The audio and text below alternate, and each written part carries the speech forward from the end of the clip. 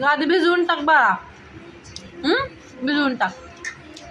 गरमी असल्यामुळं गादीवर पाणी शिपडण्याचं काम चालू आहे. झोपायचं नाही ना तुला ना?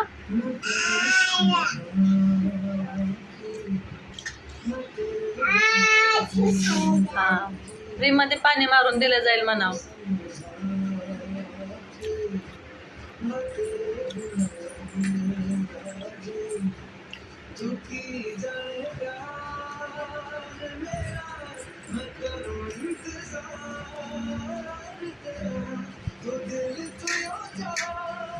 बघू.